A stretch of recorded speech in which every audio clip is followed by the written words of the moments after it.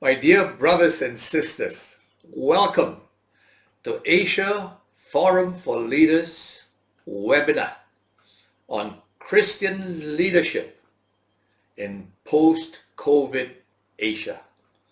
As most of you know, AFL has run forums for several years in different parts of Asia, each time gathering maybe 100 or so pastors and leaders into one location and having a seminar.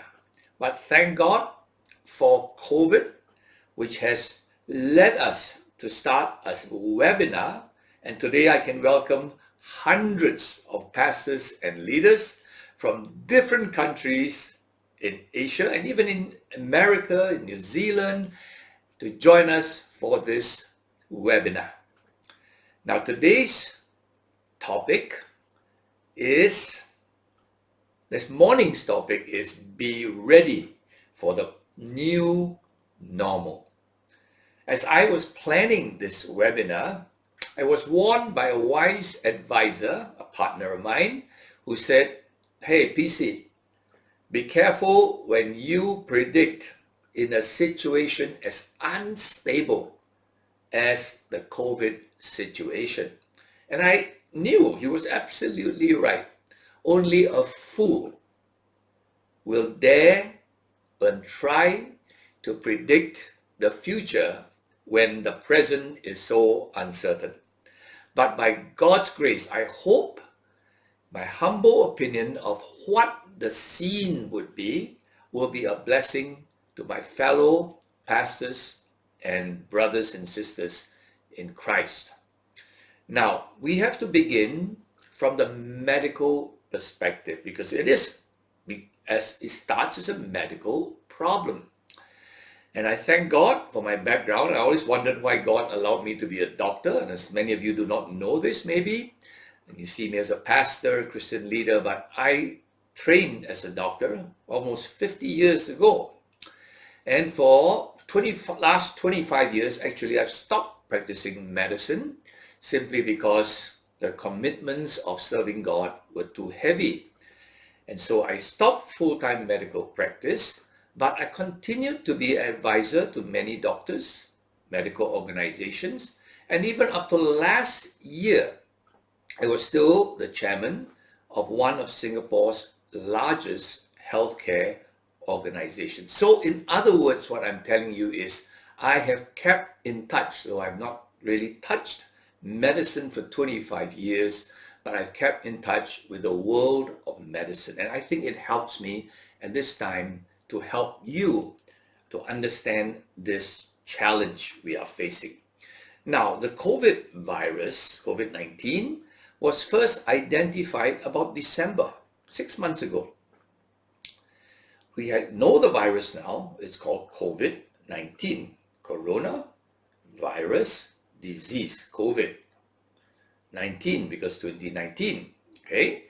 But though we have identified the virus, we as doctors have not understood the behavior of this virus. So though we know the virus, but we don't know exactly how it will behave. It's very much like the national security agencies identified Osama bin Laden as the one who is causing all the problems in terrorism for a long time. He was identified, but they struggled to figure out, how does Osama bin Laden think? And that was the challenge. The same way as doctors now, we are saying, how does COVID-19 behave? Few things we know now, not a lot. To be honest, after 6 months, most doctors disagree on many things about this virus. But there's a few things we agree on. Number one, it is super contagious. Super contagious. Far more than almost anything for the last 100 years. We have SARS 17 years ago. You heard of SARS? It was really basically healthcare workers that got sick. But with COVID-19, it is so super contagious because the people who are spreading it show no visible symptoms of something. Sometimes they may have a little fever, no big deal, a little cough, like a little flu. As far as they're concerned, hey, it's like a little flu. But during that little time, when they're just beginning this little fever, little flu, they are super contagious. And so they don't know they're spreading, and you don't know you're getting it. That's why it's spread throughout the whole world. It's a silent spreader, a super silent spreader. It's almost like those terrorist cells that are all over the world, in Europe, in America, in Philippines, in Thailand, in Malaysia. They are terrorists. You don't know who they are. They're everywhere. Anytime they could bomb up something, could bomb a bomb in Bali, could bomb a bomb in New York, in Germany, anytime. In the Philippines, Marawi, and you don't know who they are. Right? So this is the terrorist virus that is affecting the world. Now, thankfully, this virus is not so deadly. It's like terrorists, a lot of them, but not many of them can really cause death. But they cause fear. And thankfully, this virus, I guess nobody really knows the death, the mortality, fatality that comes with it, 1%, right? But still, right now, about 250,000 people have died throughout the world. To get your perspective right, say in America, 70,000 have already died. As far as official statistics, is probably much higher. More have died from this few months or weeks of COVID-19 in America than the Americans who died in the Vietnam War. I hope you get a perspective. 16 years of Vietnam War, less Americans died in Vietnam than in the few weeks of COVID. Get the perspective in the Philippines. Super typhoon Haiyan came. Massive destruction. How many people died? Much less than this silent killer that is killing people. Super Typhoon Haiyan came, one bang, that's it. This one continues. The terrorists continue to spread from one person to another, and who knows what is the final death rate. So that's the enemy you and I are facing today. Now, if you look at data, COVID infection data, doesn't look like a lot in the Philippines or even in Indonesia, other countries in Asia. What's the reason? How do you tell a guy's got COVID? He's just got a bit of fever and a bit of cough. And some of them, 1% of them, get pneumonia and die. So, many, 99% get the COVID. They spread it to somebody else, but they don't even know they had it. And the guy who got it from them doesn't know that he's the next spreader. So data is very, very bad indicator of how far this virus has spread. Because if you don't test the person for COVID-19, he doesn't know he has it. 99% will have no idea they had it, and how many thousands they've spread it to, others they've spread to in that time. Now, most countries don't do a lot of testing. There are several reasons. One, it's hard to get the test. The rich countries grab them, right? Number two, why do you want to test? It costs you money. It embarrasses you as a government. You're not doing your job. So many got the virus. If you're a government and wise, save money and save embarrassment, don't test. Only those people that beg you for a test, then you test them. They pay you for a test, then you test them. The rest, don't ask for trouble. Don't ask for unnecessary expenditure. So most Asian countries do very little testing. I give you an example. In Singapore, for example, my country, about 7,000 in a million people are tested. In most Asian countries around Singapore, the number of people being tested is 100 times to 200 times less. In other words, if we test 7,000, right, some countries would test maybe 30, not 7,000, 30 in a million. And they say, we don't have a lot of coronavirus. So, good show. Well done. Look at Singapore. So dirty. No, it's just that Singapore tests more. Now, you say then what about those who die? You can't hide deaths, can you?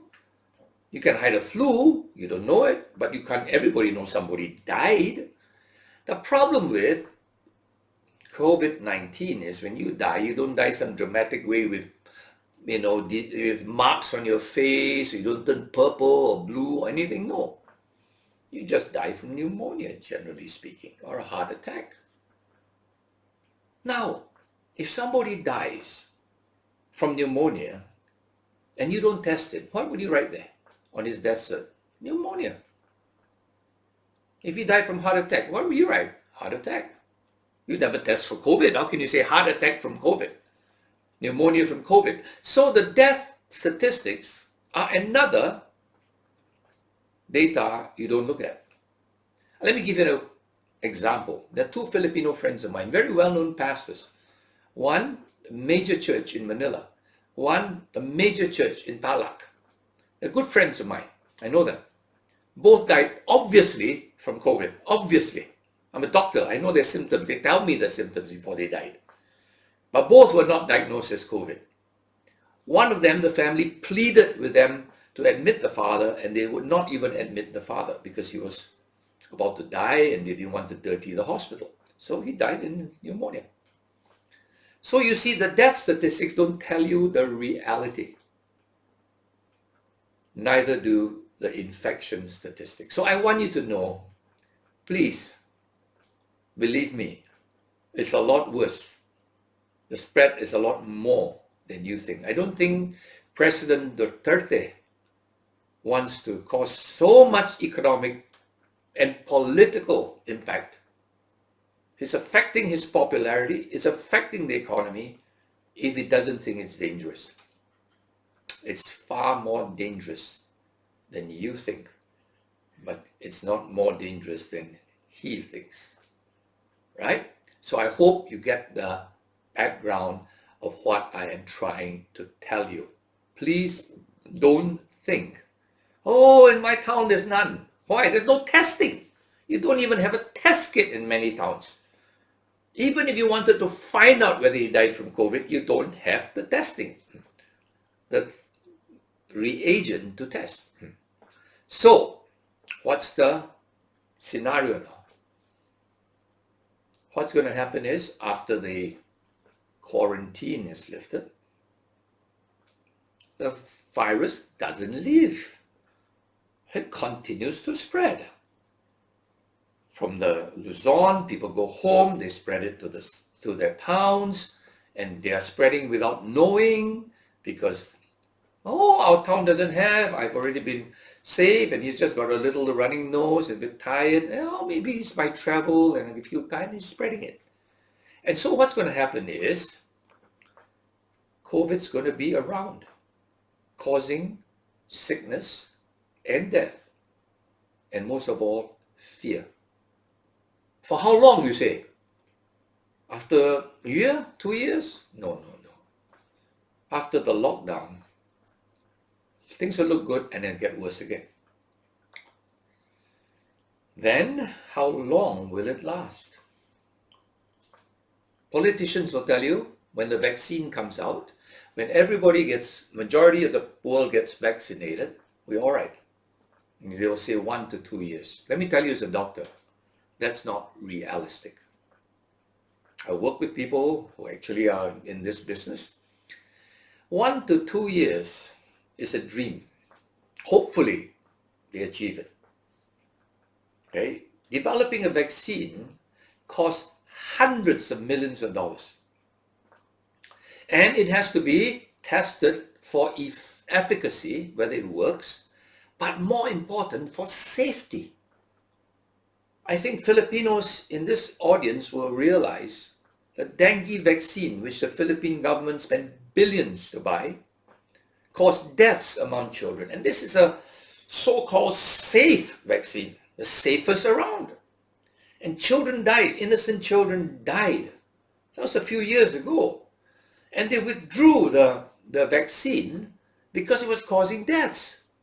Now, vaccines are not like tablets. If there are side effects, just take it out. And, usually the side effects go away because you take a medicine, after a few hours, it's passed out of your system. Then you take another pill and it's passed out of your system. So just don't take any more. When a vaccine goes in, it changes your blood. It causes antibodies to form. And that cannot be reversed. And so what's happening is, even if they discover a good vaccine that seems to work, question is it safe? Will it cause deaths later? Will it cause problems to this poor guy who got the vaccine later? And there's nothing you can do to reverse that. So the safety of a vaccine has to be severely tested before you can put a stamp and say, good and safe. That will take years. Maybe 3 years, 4 years at best. After that, you have to produce it in large numbers, like billions of vaccines to vaccinate billions of people. Factories need to ramp up. It takes time to produce that. Then you have to individually vaccinate every person. That takes time. So we're talking 3 years, 5 years. I don't know. Who knows? Okay? So my point is this. I think the COVID-19 fear and destruction will last several years. I may be wrong. God can in one sweep remove the virus. Why not? No big deal. SARS disappeared. Who knows? It might. And I may be totally wrong in this. You attended this webinar as a waste of time. I don't think it's a waste of time, because being prepared as best we know is the best thing we can do. And if you're wrong, so be it. Okay? It's almost good to be wrong in this situation. I hope I'm wrong. But I think we have to be responsible and say this is the reality. Okay? So, till then, there will be fear that you might get the virus. There's only two things you can do. As a doctor, I tell you, there's only two things now. There's no medicines.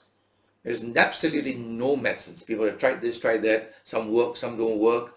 Some work for some people, make people more sick. Nobody knows. Two things that work. Wash your hands regularly. That's what all doctors do. I see patients, all I do is wash my hands. I touch them, I wash my hands, I touch them. 100 times a day, a good doctor would do that. Because you can touch somebody's nose, you touch his face, you touch his shirt, you touch it and you get it. Secondly, distancing. Since this virus is in the throat, every time you talk, some virus comes out. If you talk quietly, maybe it goes 1 meter and then the thing drops to the ground. The spray drops to the ground. But if you talk loud, like I'm talking now in a webinar, it goes 2 meters. In a church, when you sing, it goes more than 2 meters. It depends if there's wind and other things, it can travel.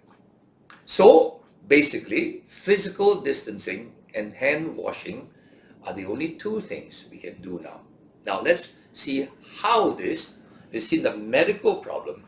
Now look at the behavioral problems or behavioral changes that will take place when, during these 2 or 3 or 4 or 5 years, when the fear exists that we might pick up COVID. You saw your uncle die, you saw your grandmother die, you saw your brother almost die, and you say, I'm going to be careful. So what is going to happen in these few years. This is my picture of what will happen until the vaccine, until you are vaccinated. You will try to keep a distance from others. That's the only defense. Common sense. You don't need to be a doctor. Stay away. Now, how does that affect our lives? Now, we are mostly past this year. And let me tell you, this is what will happen. People will be afraid. Not all. Many will be afraid to go to church. Because church is one place. There's a lot of contact.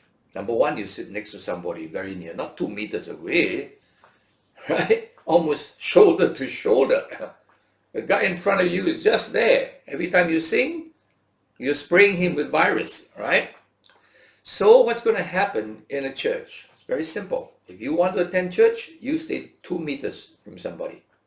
Now, most churches are small. Buildings are not big. What happens? If people are at least 2 meters from the guy next to my left and my right, 2 meters from the guy in front of me, 2 meters from the guy behind me, obviously my church can only hold, at best, 1/4 of my usual crowd, maybe even less. Okay? So, even if your church is the most zealous, healthy group of people, all masked up, they cannot sit in the same church at the same service. Only 1/4 of them can go to church safely. Quarantine or no quarantine. What about getting to church? How do you go in a jeep? 2 meters from someone in a jeep? That means a typical jeep in the Philippines, instead of carrying 20 people, can carry 4 people. 6 people at most. I mean, the guy in front of you is not 2 meters away, He's barely 1 meter away from you. So what? Have 3 people in a jeep? Why would I, as a jeep operator, even run the jeep for 3 people? Do I want to lose money? Or does my passenger want to pay 10 times more for a ticket? For a fare? Answer is no. So will jeeps even run? I don't know. In the city, will buses run? Will trains run? Is it worth?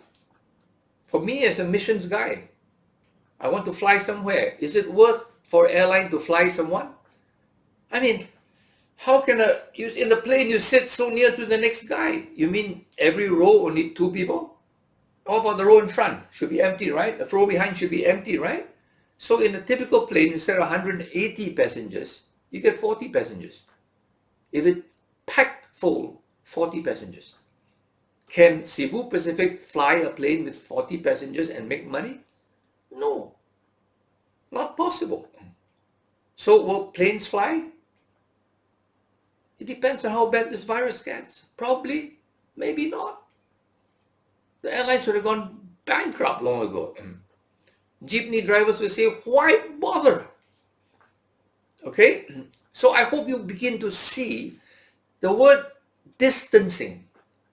1 meter, still risk. If people get more sick, they say 2 meters. Oh no, then how am I even going to go to church when there are no jeeps? So begin to see the situation, okay? That life, if this virus continues, which many predict it will, and spread more and more, and put more and more fear as people get further and further, the safe distance gets further. What's going to happen?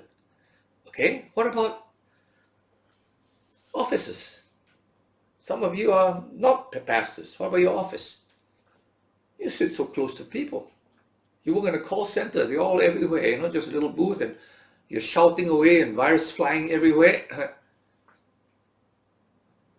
What's happening? You mean a call center now can take only 1/4 as many people? Is it affordable to run a typical office, which is empty, pay so much rental, and people can't come to work because there's no space for them, no safety for them? So what do you think the world's going to look like? What about restaurants? Some of you work in restaurants. You work in service industries, hotels, right? How to travel? There are no flights. Few flights. Who wants to travel? Risk his life? No. Restaurants, why go and eat outside? The guy is so near. And the law may say 2 meters. So the restaurant that could hold 100 people now can hold 20 people. If you own a restaurant, do you want to run a restaurant that loses money? 20 people? With 100 people seating capacity, you may be able to survive. But with 20 people seating capacity, you go bankrupt. So what is going to happen? Churches? Old people? Can't go to church. Too much risk. The children will tell them, Dad, you're 60, you're 70, you're 50, the old people die. Why risk? They don't go. People with little children bring their kids to Sunday school. Hey, Lola is going to say, why risk the children's lives? Don't go. And soon your church empties out. The families don't go because of their kids. The older retirees, the ones with the funds, the money, don't go because of their health, their risk. So what happens? Empty churches. What's happening now? Let me tell you. I'm in contact with pastors in Asian countries. You know what's the biggest problem it's not the jeepney driver losing his job. It's the pastors having zero income. Zero income. Churches, nobody goes to church, so no offerings. Even the big churches, before I talked on this, 2 nights ago I checked with someone from one of the largest churches that I know of. And the person told me our offerings are down about 80%. A few people drive by and put some money. The rest, zero. Small churches, not 80% down, 100% down. Now how long? You see, a typical pastor doesn't have a lot of reserve. He just has enough. 2 months, no income. Maybe he can survive. 3 months, no income. Maybe harder. 4 months, what's going to happen? I hope you see the picture. Your members, even if they want to give you money, they may be out of a job.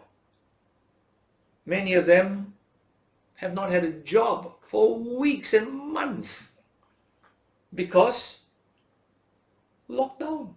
I couldn't go to work. I've not got salary. Worse still, I utang now. I have debts. I have to pay. Now, even if my pastor came to my house, instead of me being able to help him, I hope he will help me. Wow. That's reality. And this is only the beginning. This is just the beginning. And in anything, the beginning is not so bad because we have reserves. This church that told me we are the biggest church here in the city, 80%, I said, how do you survive? Well, we take from other funds. I don't think that is legal, but from building fund they take, from other funds. I said, you mean even the funds for missions, to give to missions, you take it? They say, yeah, we don't have a choice. So when they don't give to their outreach churches, the outreach church suffers. Okay? So please see this scenario. This is just the beginning. Bankruptcies will take place in companies. They close their hotels, they close their restaurants, they close their companies. People go out of job. Your members go out of job. What else will happen in this scenario? Large part of the Philippine economy is from foreign workers, OFWs, remittances, huge part. that's going to dry up. Countries now close their borders. Philippines closes its borders to outsiders. Everybody closes their borders. In a time of fear, everybody else is a threat. I can't trust you. You might bring virus to my place. And the guy here said, I can't trust you. You might bring virus to my place. Everybody's a suspect. So, OFWs, once they want to look for a job, nobody wants them. Not to mention the economies in which they used to get them work are struggling too. Price of oil has dropped down to almost zero at one point. There's so much oil and nobody's using, nobody's driving, factories are not running, all right? Petrol is sitting in tankers all over the world. If you want to take the oil, take it, they give it to you free. Please take it off my ship. Rather than my ship is stuck with oil, nobody wants. Now, a lot of OFWs work in these countries. They help your church. Many of them are the main supporters of your church. Let's be real. Seamen. There's no more business. There's no more factories are not running. People are not buying goods from abroad. And all the cargo. I have no money to buy apples and oranges and stuff. So cargo ships go out of work too. Seamen, OFWs, your mainstay. No more love offerings. As bad as insurgency can happen. I talked to somebody a few days ago in the Philippines. She said, when they're hungry, what's next? Go into insurgency. Grab somebody else's things. I'm just giving you a potential. I hope it never comes to that. But these are realities. Schools. Would you want your kid to go to school if you heard this kid got sick, that kid's grandmother got COVID? Are you going to send your kid to school? Schools are just the perfect place for spread. Kids don't wash their hands properly. They don't know how to close their mouth when they cough. You give them a mask, they pull it off. Would you send your kid to school? Reality. Are you ready for this? All right? Now, question is, these are talking about economy. There are other things to think about. Mental issues. I work with pastors in Indonesia, large numbers of them. And one of the requests we have is, PC, please give us help on marital issues. I thought it's the marital issues of their members. They said, no, it's a pastor's marital issues. What? Yeah, because the wife now stays home all day. She used to be a nurse somewhere and, or work somewhere, the government office. Now she's home all day and I'm home all day. I used to be a pastor, busy going out. And with both of us at home, you know what?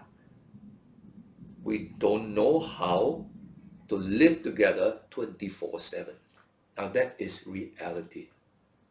In a little house, it's hot, the kids are screaming, they're not in school, they're fighting, and then family problems come up like never before. Okay? Loneliness issues. Many Lolas are alone now. Why? The kid's stuck somewhere. Can't come home. She's all alone. She's depressed. She hasn't been to church for weeks. The pastor has not even said a word to her for weeks. All the years of spiritual growth. Question now. Where is God? Where is my pastor? Right?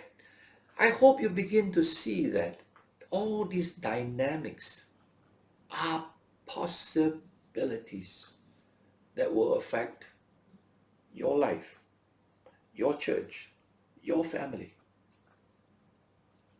How many pastors are ready for this? The vast majority I talk to tell me, yeah, as soon as the quarantine is over, hopefully we get back to normal. I hope so. I hope I'm wrong. I hope the virus will say goodbye to the world. But from the looks of things, better be ready. The virus will be around. Fear will not get less, it will grow.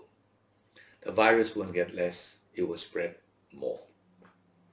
Now, if PC's scenario is right, hopefully he's wrong. But let's say he's right. This last 3, 4, 5 years, what happens? Then the vaccines come in, we're all vaccinated. Will we go back to the old world? The old normal? I don't think so. In 3, 4, 5 years, new habits form.